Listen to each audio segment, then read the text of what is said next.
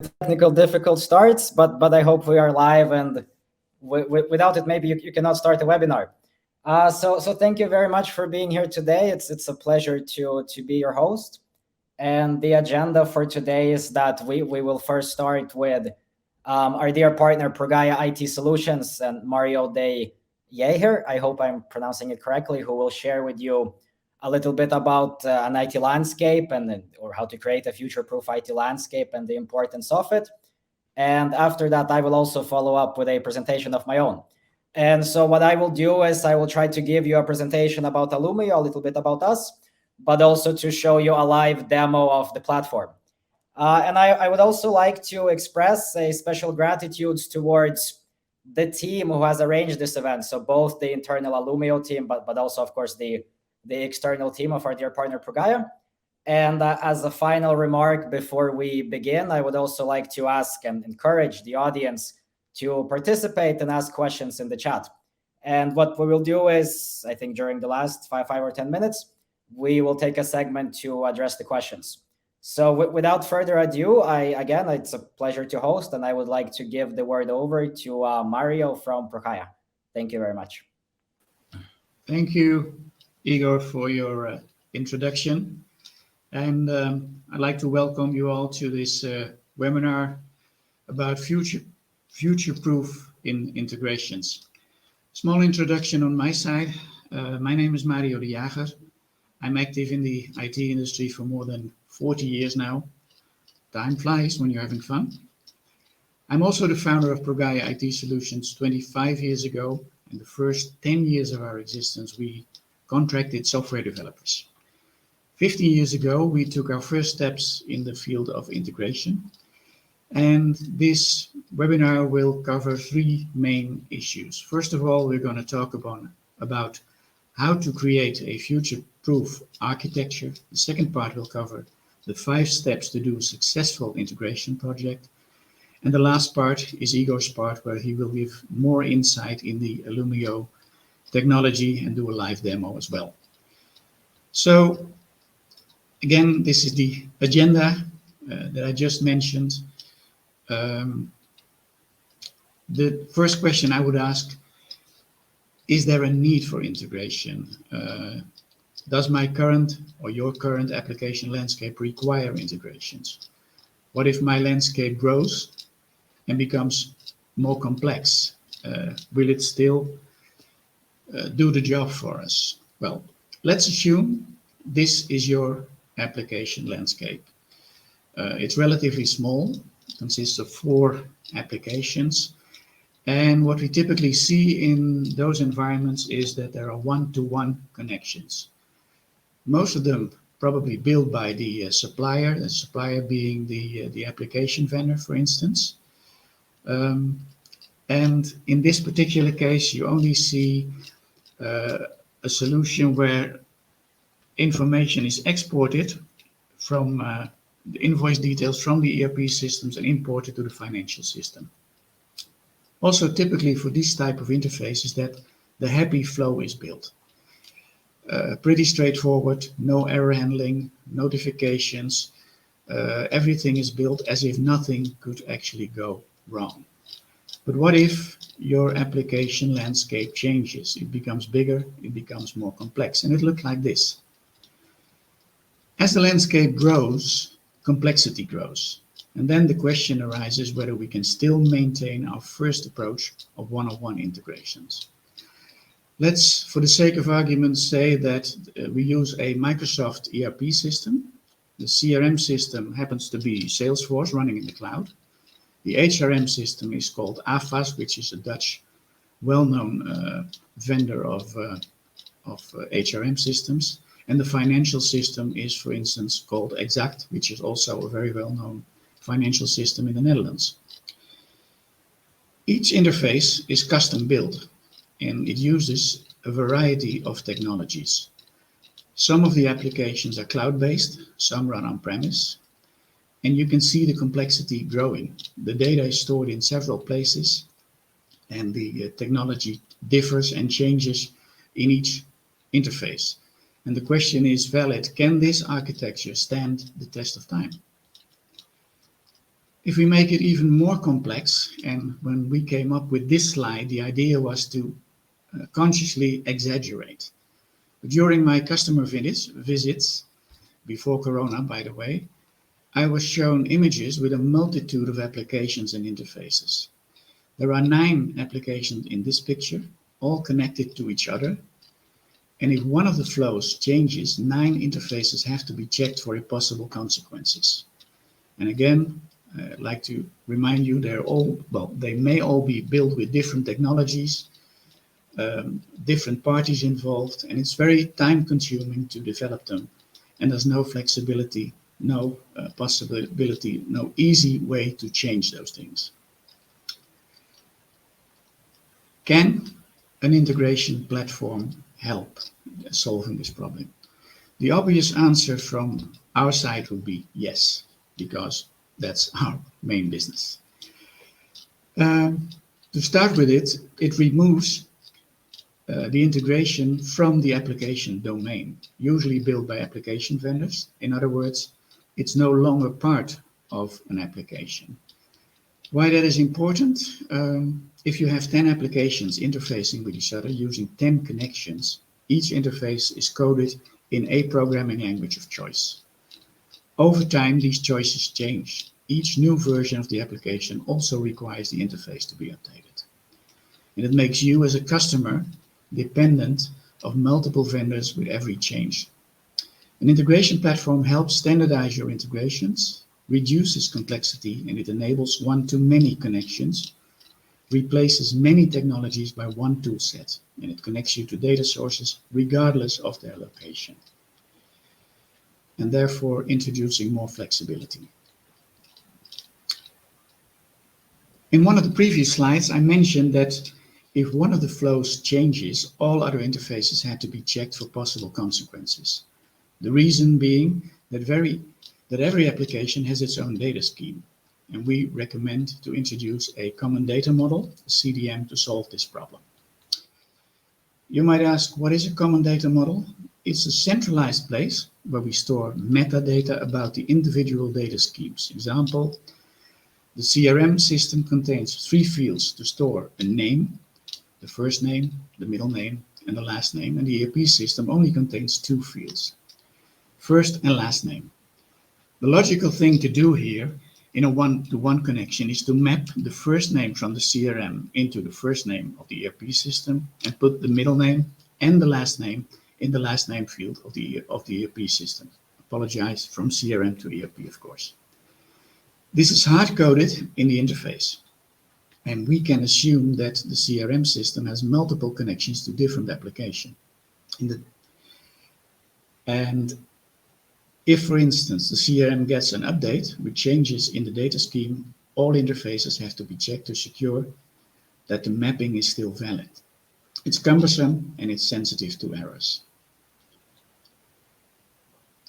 The benefit of a CDM is that if a data flow changes, we simply make the changes into the CDM. It's one place, it's centralized, instead of checking 9 individual flows to implement the change. So basically, it's the first step into dynamic mapping. In this particular example, we see 5 applications containing the same type of data but stored in a different way. And because of the difference in the way information is stored in different applications, the CDM helps you map the data from one application to the other. I mentioned already the ERP system holds 2 fields to store the person's name. The financial system holds 3 in a one-to-one connection. The mapping is coded in the interfaces, and using the common data model would only require to make the change specifically there, and the mapping will be done correctly.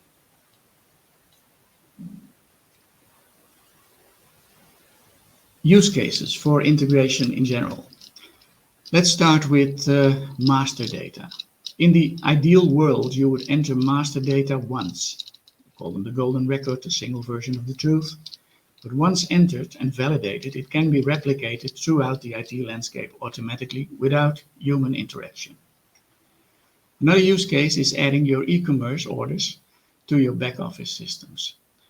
Another version could be you gather information from various sources inside your application landscape, in and outside, to be stored and queried in a data warehouse. And another version would be digitally exchange incoming and outgoing invoices. They are just use cases where interfacing and integration is at least very useful. This slide summarizes the benefits of having an integration product. No coded one-on-one interfaces, one solution for all your interfacing, no dependencies from applications, technology, or location. And changes to the application landscape can be implemented with minimal impact on the rest of the application landscape, and therefore making it future-proof. We've covered the architectural part. In this part of the presentation, we will talk about how to do successful integration projects, and we use 5 steps here. They're summarized here. There are 5 phases: the orientation, the preparation, my favorite, prepare for the worst, development, deployment cycle, and the aftercare and maintenance part. As an introduction, realize that IT is the fastest evolving industry, not just technology-wise, but also business-wise. Keeping up with demands and wishes, it requires an architecture that can adapt to those changes. And I refer to this as Darwin's survival of the fittest, where in this case, the ability to adapt to change is key. And there are examples in the slide where you can see that your business process gets more complex, new applications are introduced, customers want a portal, suppliers and logistics want to exchange data, new technologies emerge, and the last one, working on the go and from home, is pretty common right now.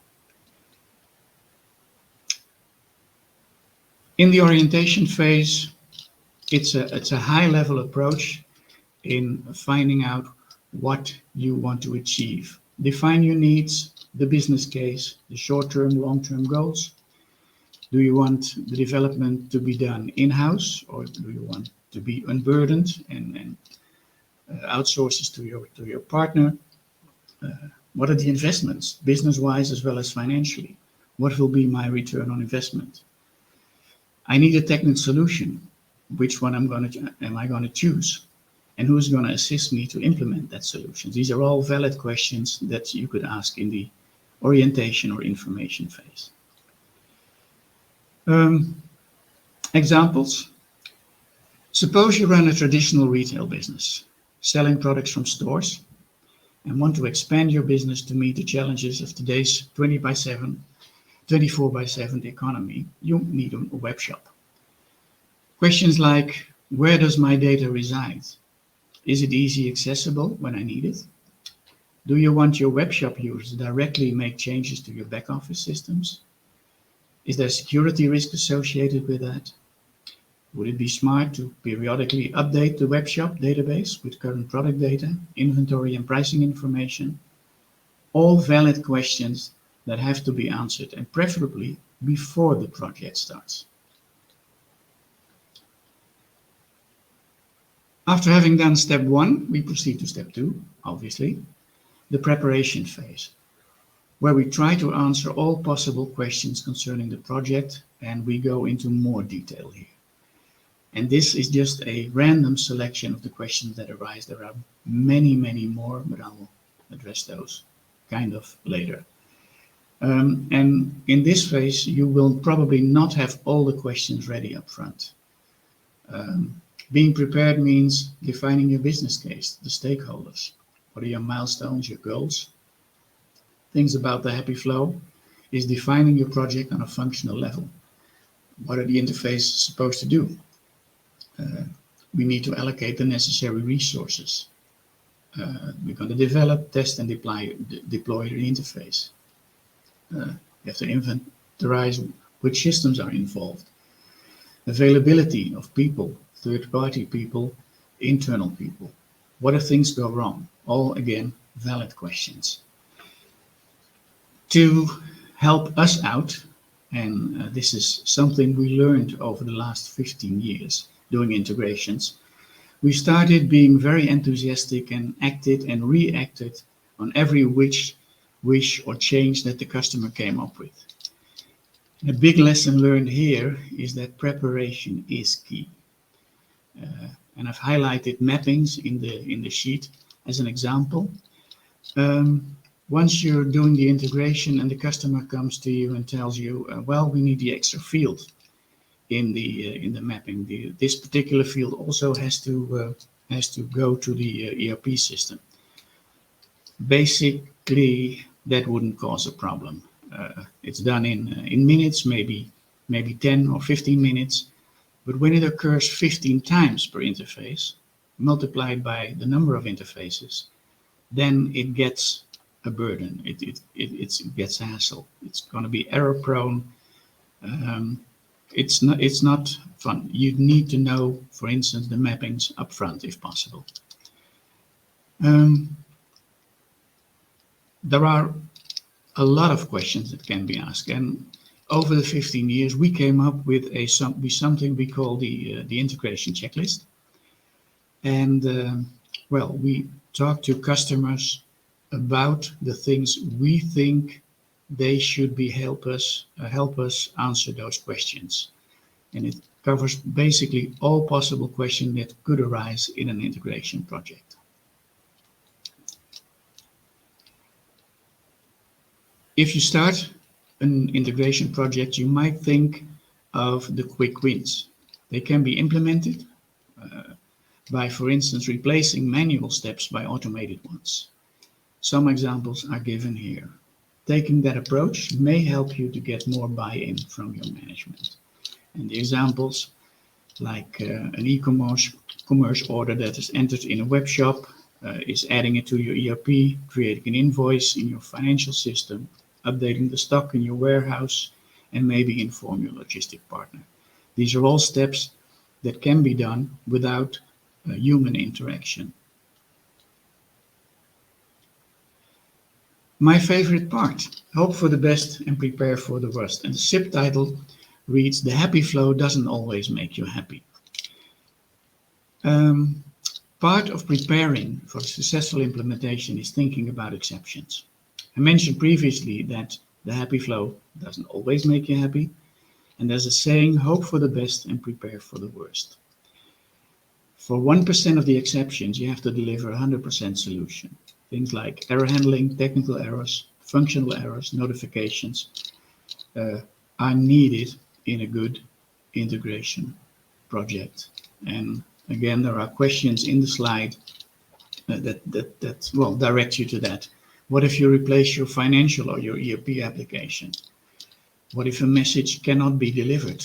Why can't it be delivered? Is the target system not available? What do you do? Do you send notifications? Who gets them? How often and how long do I retry if it's a technical error?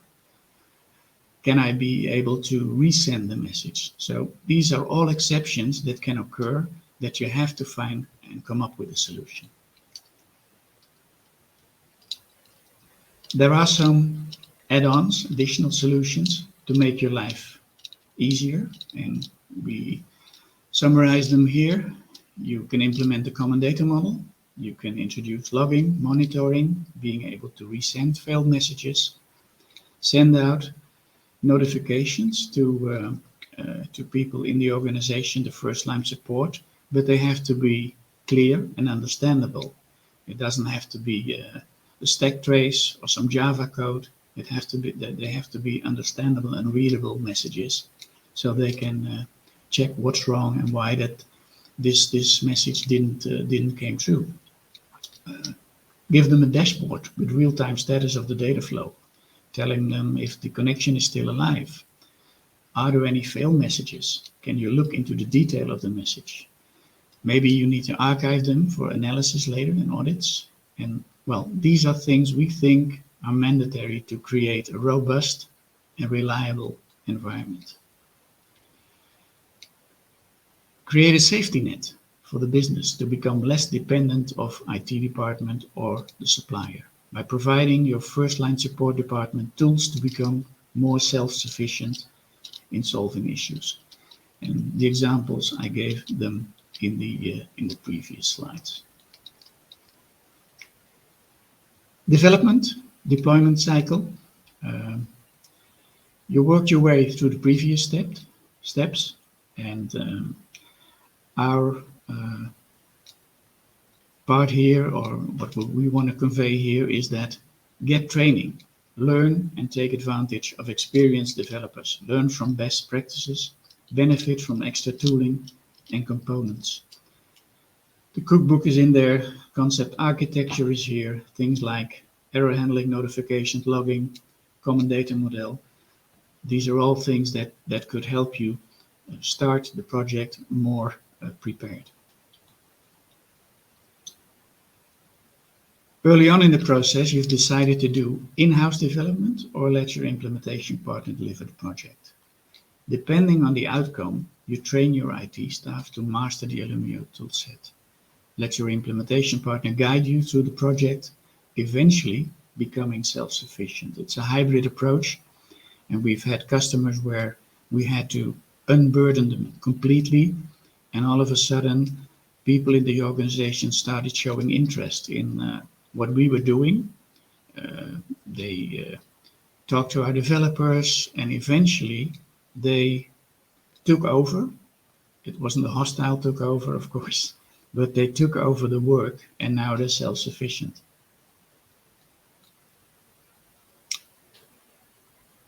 A warning that if you plan an integration project, please distinguish the difference between development time and processing time. Every project needs consultations, discussions, internal or with partners. They will take place, and sometimes not all parties are available at the same time. And one of the best tips we can give you is schedule test time and allocate resources for testing. Very important. Everything's built, and we enter the phase 5, or the maintenance phase. Please keep in mind that interfaces don't have a UI. You can't see them. They're a background process. So prepare the business to look for anomalies. And we can tell you about 4 points of failure that we can designate. One is a technical error, for instance, a connection failure. The internet fails or the server goes down. And there are also functional errors, for instance, error in the original message, an error in the mapping, an error in the receiving application.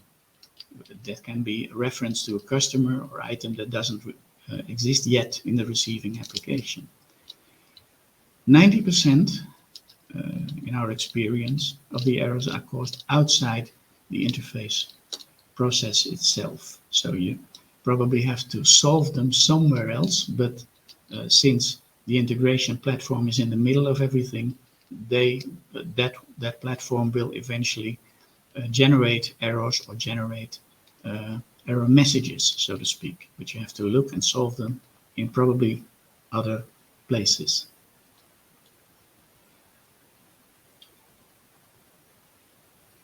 Be aware that, especially in large e-commerce environments, availability is key. Not being able to intake or process orders can cost 10 to 100,000 euros in one afternoon. We have several customers with pretty large e-commerce environments, and one of them told us that they would lose 400,000 euros in one afternoon if the system was not available. No pressure. There are 2 scenarios in the maintenance phase. Again, we mentioned it before. Be self-sufficient, fix everything yourself, or get support from your implementation partner. Get them to provide you with an SLA or a support agreement.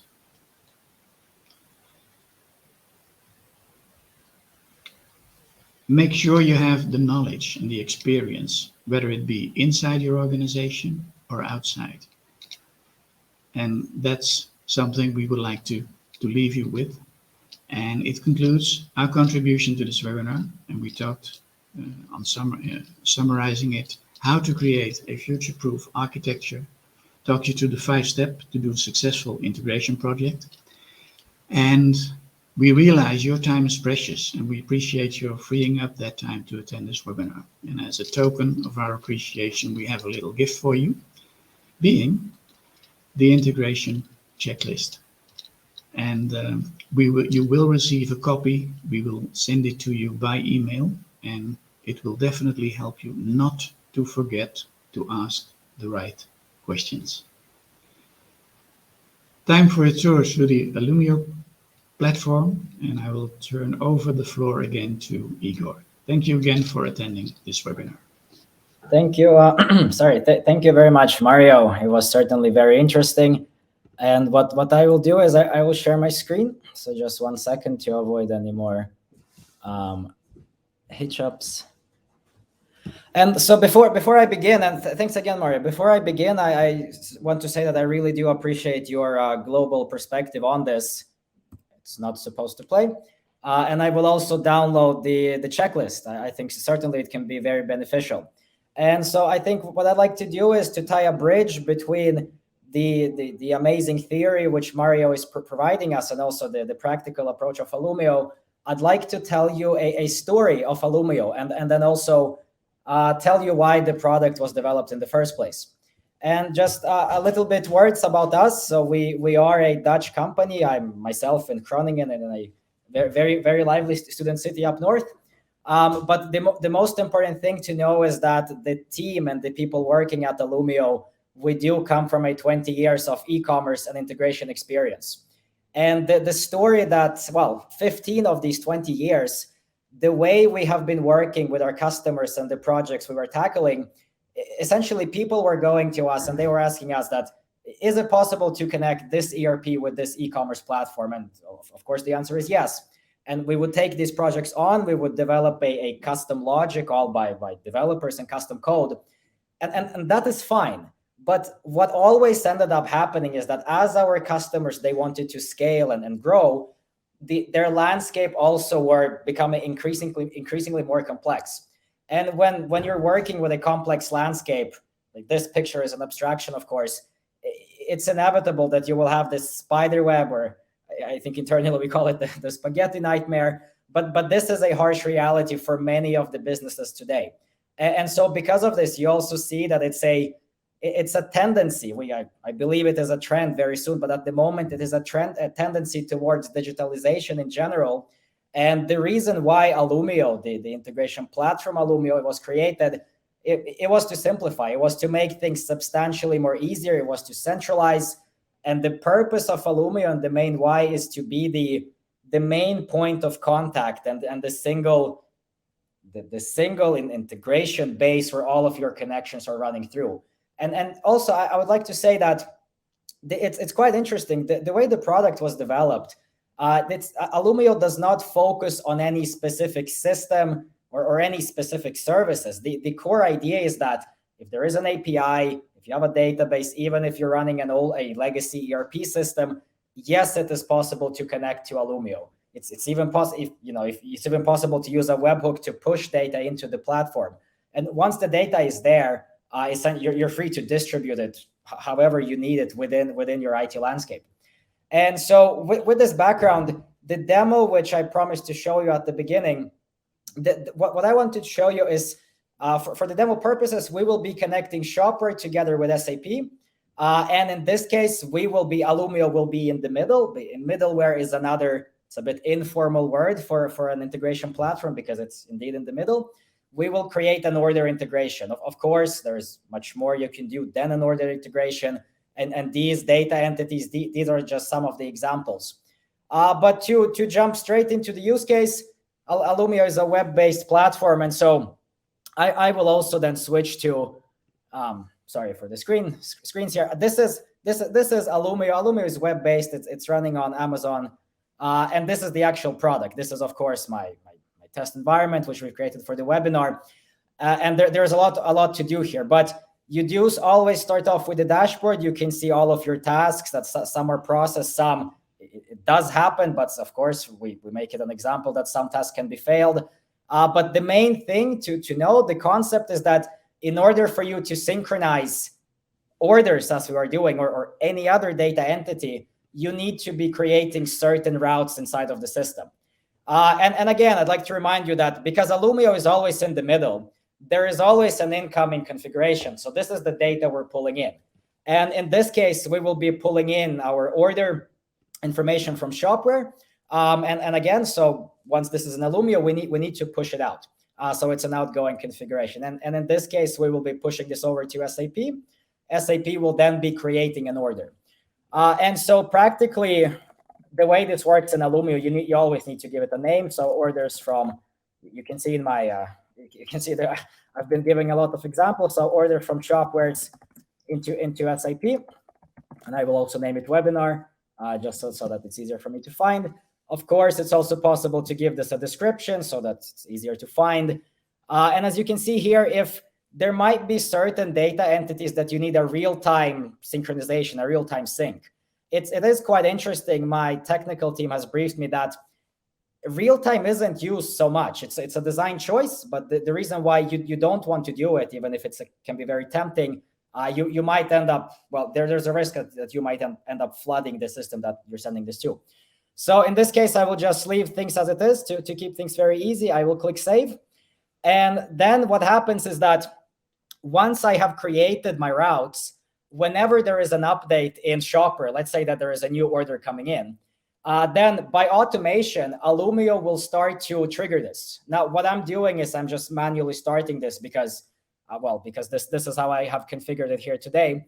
And immediately you will be able to see that, okay, we now have a new task coming in here.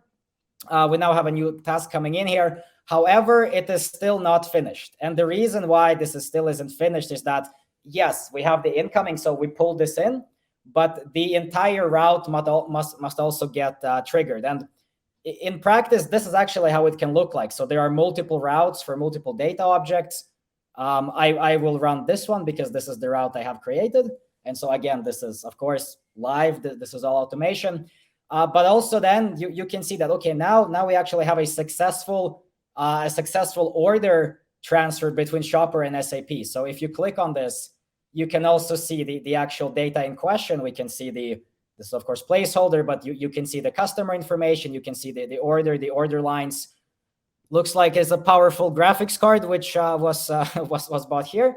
So this is the full import log, and likewise, of course, you also have the full export log. And this is probably the main concept to understand about the iPaaS, or the integration platform of Alumio. You are creating routes, which you can view them as tunnels, if it's easier to visualize. And you're able to create a custom logic for each data entity. Sometimes you might need a real-time sync. Maybe sometimes you want a 15-minute update once an hour, once a day. So all of this is possible. And of course, I want to respect the time that we have allocated for the webinar. So it's not possible to show you everything. But if you are curious, please do reach out to us, because we'd be happy to give you a more thorough technical guide. And with that, I think this is the demonstration of the product. And so what I do want to mention just before rounding off, there are many benefits. I'll go into full screen actually, so it will be a bit easier. There are many benefits towards having an iPaaS solution, and it also varies. Who you ask, they will tell you different the different benefits of this. For me, I personally see scalability as one of the main things. It is, if you remember the slide I showed you at first, so the one with the tangled IT landscape, many systems with the wiring between, it is, maybe in theory it is possible to scale, but it just becomes a giant equation at some point, and you might need to have several people working full time just to keep up with the logic. Then there is also the fact, of course, that it's substantially faster to create a connection with Alumio, because what Alumio is, it is a big toolbox which is specifically designed for you to create, manage, and troubleshoot and enhance your integrations over time. And lastly, and this is also something that I'd like to point out, so historically, if you want to be working with integrations, historically, you need to have very senior people for this. Now, me myself, I'm on our sales and marketing team. I've been working with IT, but I'm not a system integrator by any stretch of the imagination. But the fact that I can create an order sync using Alumio between Shopper and SAP, it's to me that's quite remarkable. So again, if you do adopt Alumio as your integration solution, over time this should yield you significant returns on the it's time savings and returns on the investments, and many other things. Again, that depends exactly who you ask.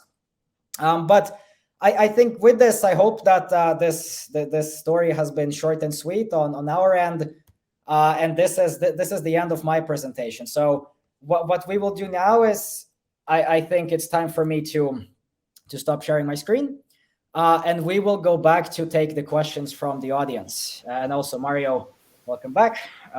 Pleasure to see you again. So let's see. I think we'll start with Christian. I will highlight this. Are there possibilities to transform and apply business rules to the data on the way through the tunnel? Yes, we. So I wasn't able to demonstrate this today. We do have transformers in Alumio, and if you see a tunnel or a route, if you see it as an equation sort of, then these transformers, they apply this specific logic. So for example, it's possible. For example, what we did now, we took the raw data in, we didn't do anything with it, and then we just sent it over. But it is possible. Maybe you want to split up into different branches. You want to filter out certain order lines. This is all possible. And also another question from Christian. Indeed, Alumio is hosted in the cloud, and the geolocation it's running on Amazon on AWS. So we always pick the most local server based on where our customers are located. So that's in general. We also do have a performance report on our website. That part is really good and well covered. So let's see. Maybe we will go to Evelyn. I hope I'm pronouncing this correctly. Regarding hosting and maintenance, well, yeah, it is. So as mentioned, Alumio is running on AWS. The maintenance, well, once you create the logic, Alumio is a very back-end sort of tool. So the only time you go back to it is when we need to add more logic into it. Maybe you want to do orders, then maybe you also want to synchronize inventory, pricing, product updates, etc., etc. So there is no maintenance as such unless you want to enhance the logic, or of course, maybe you need to troubleshoot. Maybe you've updated one of your systems and you can see this in your logging if something goes wrong. So let's see. Johan, we will take this question from Johan. Can I highlight this? Okay, I'm not sure. It doesn't really get highlighted for me, but the question is, doing a live call to another system in a transformer when you add the data before processing this. Yes. So what I was showing now is just a connection between Shopper and SAP. But if you remember the first slide I showed with many connections where Alumio is in the middle, of course you can pull in, let's say you pull in product information and then you can send it out to two different e-commerce platforms. This is totally possible. There is no limitations. If you think of these routes as tunnels, then yes, of course, you can simply add more once the data is in Alumio. And then we will go to, apologies, for some reason, I'm not able to highlight the question to bring them up on the screen. Thank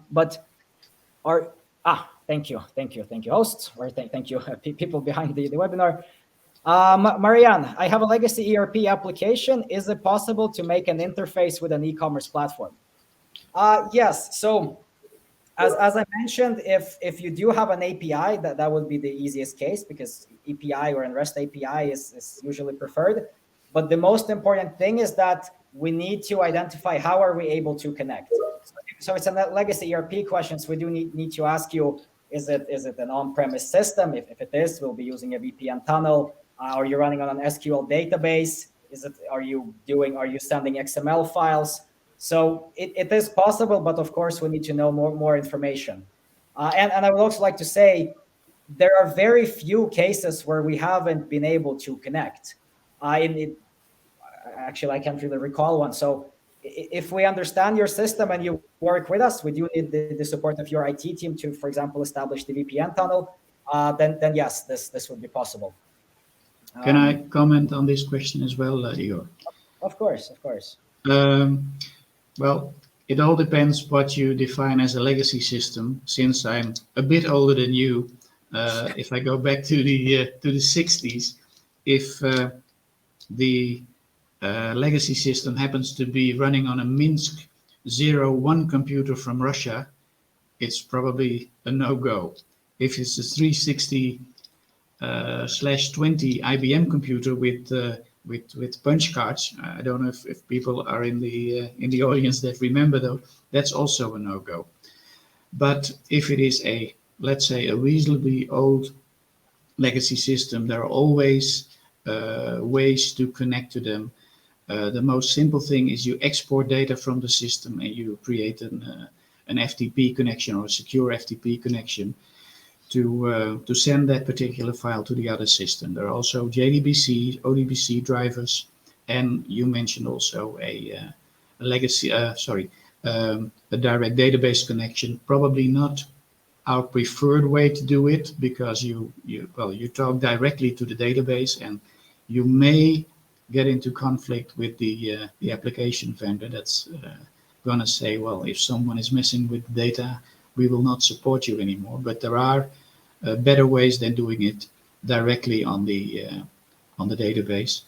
But these are also possibilities of exchanging data with older or legacy systems. I appreciate your insights, Mario.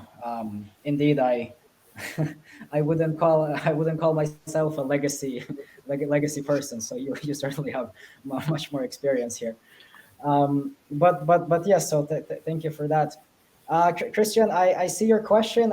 Mario, perhaps maybe you can help with this as well. So Christian is asking about the GDPR and where the solution Alumio is hosted.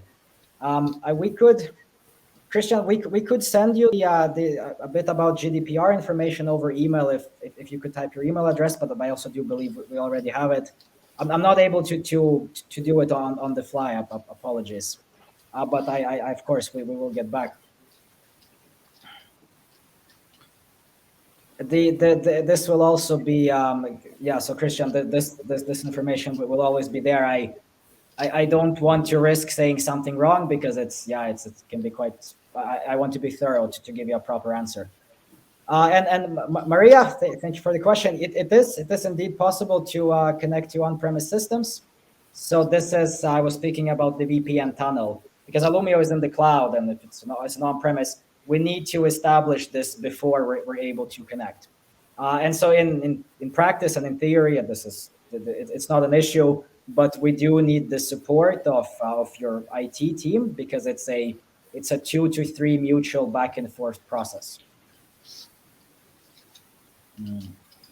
So let's see. I think I will highlight. Would it be possible to highlight Johan Murman's question from 03:31 p.m. to bring it on the screen because I think it's interesting.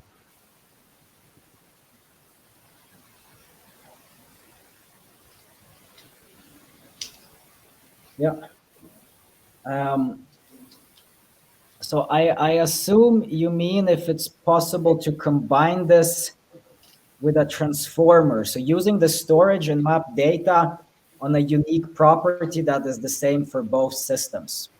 So yeah. So no, sorry, you wouldn't. I'm not sure if you would need a transformer for it, but I believe that the short answer is mapping. And mapping in Alumio, this is one of the features. So essentially you're specifying that the fields in this systems are corresponding to this system.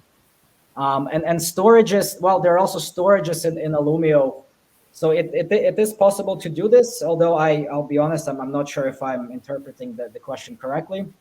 But by the sounds of it, yes. And let me see if we have another question from Saad. If it's possible to enrich the data between two systems. This is possible to do.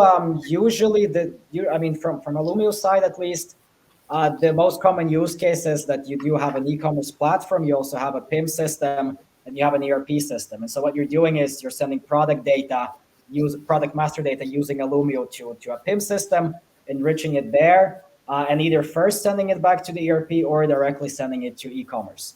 But Alumio as such, it is important to understand that Alumio as such, you can view it as metro for data. So you don't, I wouldn't say that you enrich data with Alumio. You can transform and restructure the data, but for enriching the data, then usually you do need a separate system where the enrichment is done.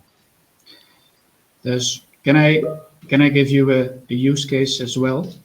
For instance, if people are literally working in a warehouse, and in the warehouse management system, there are capabilities of printing labels for the package to be sent. The data then can be enriched, for instance, with the size or the weight of the package extracted from another system. So that's an example of enriching the message that eventually lets you print the label completely.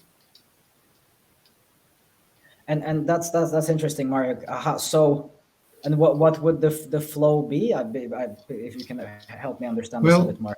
Let's, for the sake of argument, say that you have to create labels to put on the package that's going to be sent to your customers, and for some reason the warehouse management system does not hold information about the weight, or does not hold information about the size of the box where it's going to be packaged.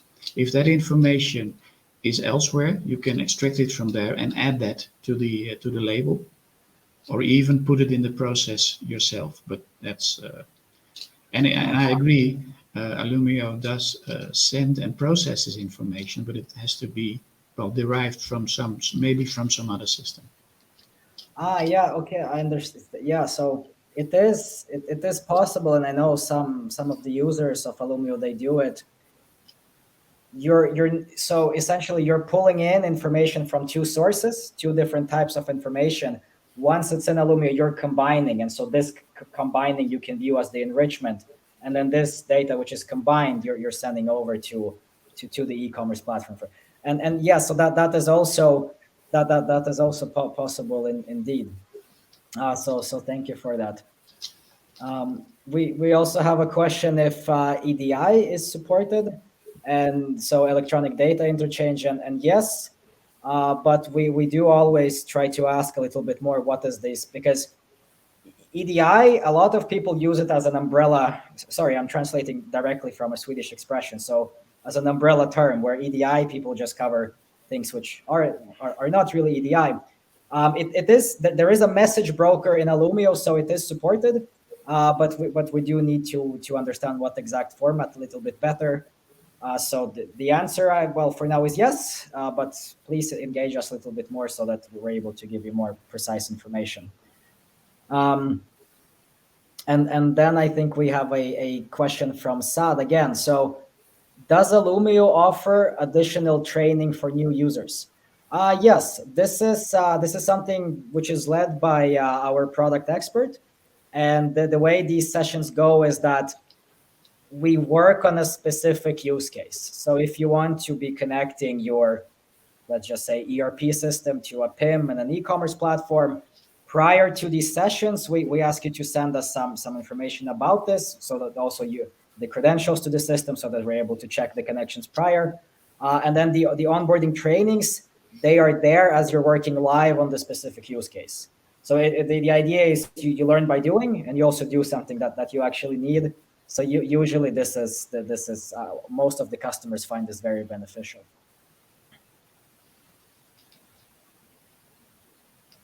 And I think that